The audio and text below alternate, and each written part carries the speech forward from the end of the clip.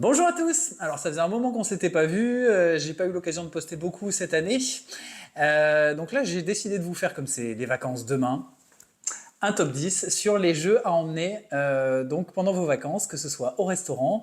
Nous par exemple en famille on aime bien jouer en attendant au restaurant, que ce soit sur la plage, que ce soit dans les transports. Donc c'est que des petits jeux compacts, des jeux à mini prix, hein, ils sont entre 10 et 19 euros maximum.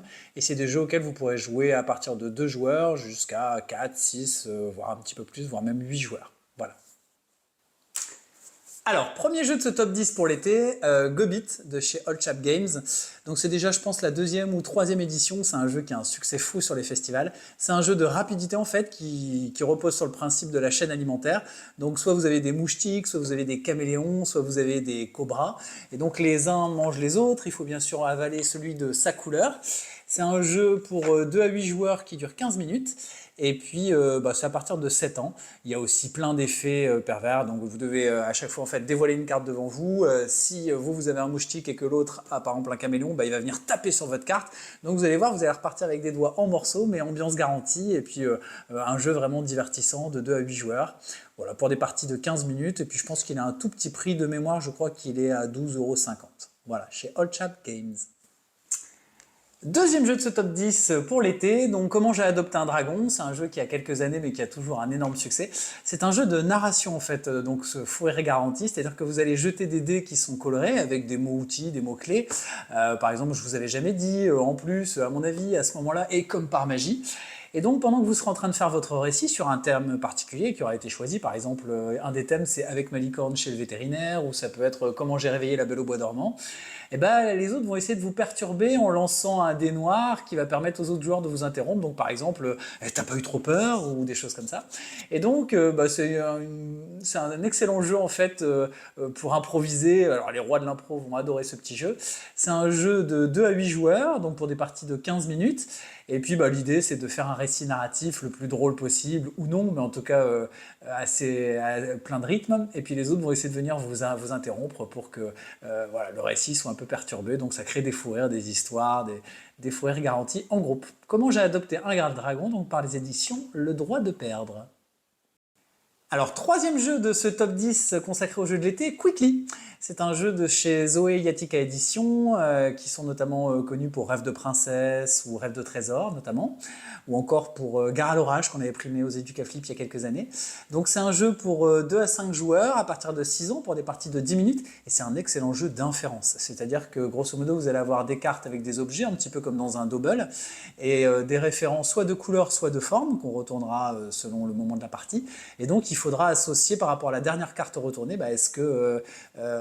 est-ce que du coup on infère par la forme ou est-ce qu'on infère par la couleur. C'est un excellent petit jeu de cartes qui permettra, et je vous dis l'inférence un peu comme Bazar Bizarre, et qui permettra par la suite de travailler notamment tout ce qui est lecture, compréhension de l'implicite. Un excellent petit jeu, donc Quickly, de chez Zoé Yatika Édition. Alors, quatrième jeu de ce top 10 de l'été, Next Station Paris, donc Next Station Paris, de chez Blue Orange. Alors, j'avais adoré l'an passé découvrir Next Station Tokyo. Donc, ça repose toujours le même principe. Vous avez chacun un petit bloc-notes devant vous. Vous devez réaliser, selon des cartes que vous piochez, des lignes de métro sur un petit bloc-notes qui est fourni comme ça à l'intérieur. Et donc, il va falloir anticiper, prévoir, planifier votre future ligne de métro, puisque vous allez marquer autant de points selon que vous avez fait croiser 1, 2 ou 3 ou 4 intersections, si vous êtes passé par des monuments célèbres, voilà. Donc c'est un excellent jeu. Alors ça se joue très calme pour le coup. Si vous avez envie d'avoir un jeu calme par exemple dans le TGV ou en attendant votre repas au restaurant, c'est un jeu hyper calme. Les crayons de couleur sont fournis à l'intérieur. C'est un jeu pour 4 joueurs, enfin de 1 à 4 joueurs, pour une durée de 25 minutes et puis à partir de 8 ans. Voilà, c'est un excellent jeu donc de planification, de stratégie et puis d'observation, de repérage dans l'espace. Cinquième jeu de cette sélection, Plouf Party. Donc Plouf Party, c'est un jeu de chez Cocktail Games, ça fait partie des jeux comme ça en boîte métallisée. Donc c'est un excellent jeu pour 3 à 6 joueurs, minimum 3, voilà, parce qu'il faut quand même maintenir un petit peu de suspense. À partir de 6 ans, donc vous pouvez même jouer avec des plus jeunes, même 5 ans ça passe. Moi j'y joue avec mes CP, ils adorent. Donc l'idée c'est que la boîte va former une piscine. Quand on l'ouvre, vous voyez, on a, hop là, une piscine comme ça, avec des petits personnages qu'on va venir placer tout autour de la piscine. Et donc à chaque fois qu'on va soulever un petit personnage, on saura de combien on doit déplacer le petit nageur. Il va se déplacer par exemple de 2 et il va venir jeter dans la piscine un autre joueur. Bien évidemment, les autres joueurs ne connaissent pas votre couleur à vous, qui est secrète. Vous avez un jeton comme ça au départ que vous placez devant vous. Et donc pour gagner, il faudra être le dernier à avoir au moins un de ces personnages, un de ces petits nageurs qui soit autour du bassin. Ou alors être le plus près, parce que ça va se terminer en duel, être le plus près du plongeoir qui est là. Voilà, c'est un excellent petit jeu de bluff, de stratégie quand même, de poker menteur plus ou moins. Et donc les enfants adorent y jouer parce que voilà, on fait tomber voilà, les petits nageurs dans la piscine. Donc c'est un jeu de chez Cocktail Games, c'est à partir de 6 ans et puis c'est de 2 à 5 joueurs. Voilà, en format comme ça, boîte métallique. Alors, numéro 6 de ce top 10 consacré au jeu de l'été, Taco, Chat, Book, Cheese, Pizza, je me suis appliqué pour bien le dire, de chez Blue Orange. Donc c'est à partir de 8 ans. C'est un jeu donc de 2 à 8 joueurs pour des parties de 10 minutes. Alors là, pour le coup, c'est jeu ambiance garantie, doigt écrasé, un petit peu comme dans Gobit.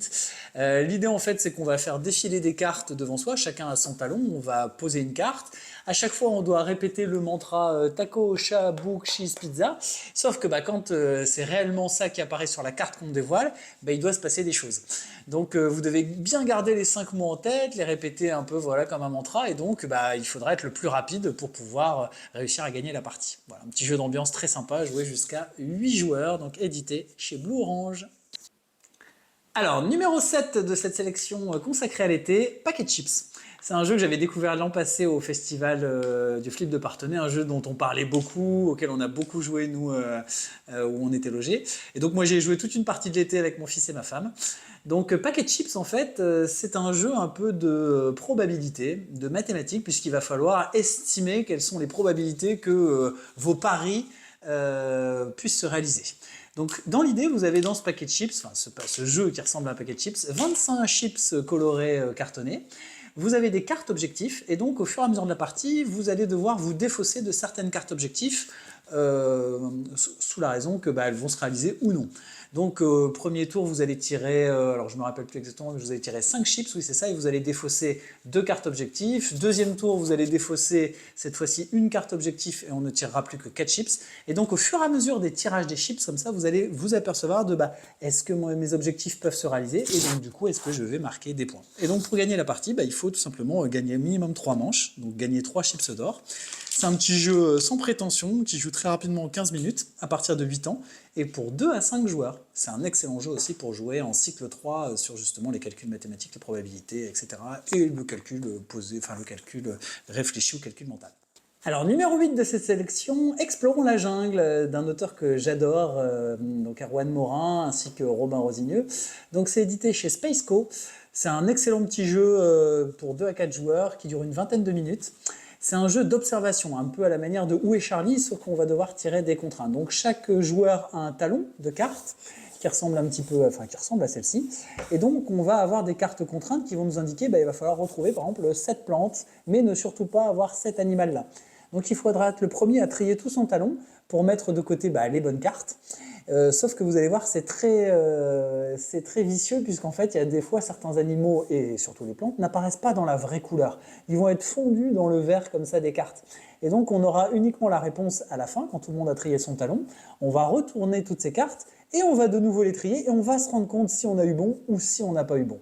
Donc c'est un jeu d'observation, de rapidité, où en même temps, il faudra être jonglé entre le est-ce que je vais très très vite et je m'applique, je me concentre, mais en même temps je vais collecter peu de cartes, ou est-ce que à l'inverse, je vais prendre tout mon temps, mais du coup je vais collecter très peu de cartes. Donc soit je vais très vite avec un gros risque d'erreur, soit je vais très lentement, mais avec un risque de gagner peu de cartes. Voilà.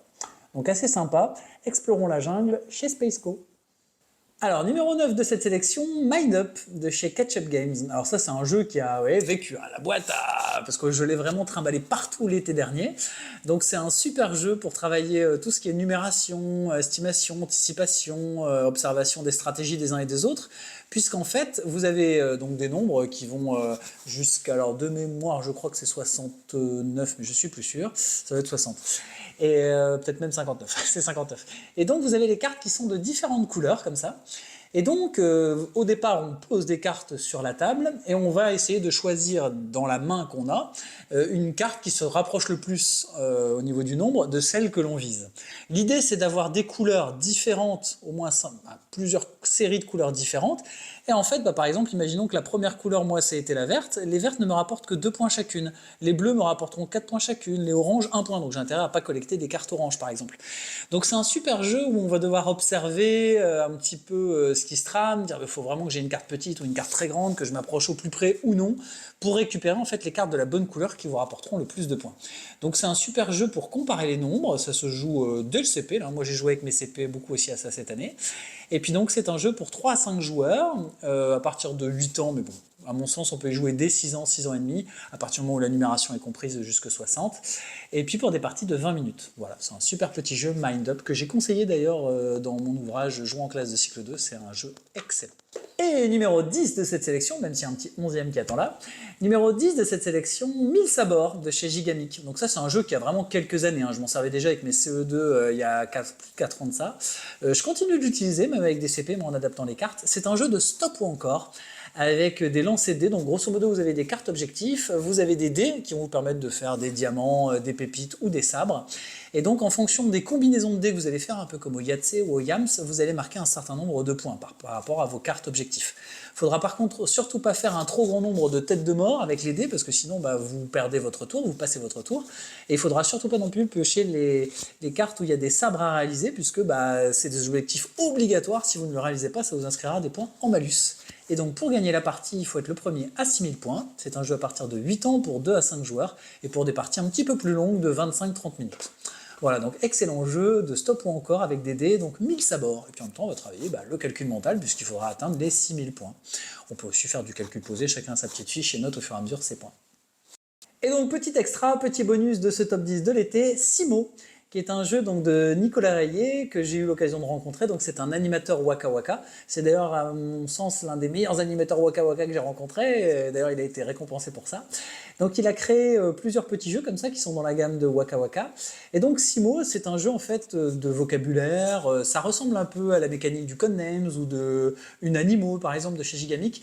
Vous allez devoir faire deviner des mots, des listes de mots, sauf que il y aura un cache. C'est-à-dire qu'au départ vous avez un certain nombre de mots, mais vous avez un cache que vous allez mettre derrière, et donc il faudra faire deviner, par exemple, si vous prenez une carte et que vous choisissez un cache, 3 mots seulement vont apparaître, et votre objectif c'est de les faire deviner en un mot, puis le suivant en 2 mots, puis le dernier en un seul mot. Donc en fait vous aurez de moins en moins de mots pour aider, et donc ce sera de plus en plus difficile. Voilà. Vous avez aussi des contraintes qui vont apparaître au fur et à mesure. Donc c'est un chouette petit jeu pour travailler à la fois la connexion, voir si on a les mêmes références, le même vocabulaire, si on est capable de penser synonyme, contraire, etc. Donc il y a vraiment toute une masse de choses à faire au niveau péda déjà avec ce jeu, et puis aussi au niveau ambiance. Surtout voilà, il est très compact, donc il rentre très bien dans ce top 10 de l'été. Donc le jeu Simo, édité par Waka Waka, de Nicolas Rayet, et c'est donc pour des parties de 15 minutes, voilà, moi j'allais dire 10 à 15 minutes, pour 2 à 8 joueurs, et à partir de 8 ans. Et vous avez dedans 104 cartes. Voilà.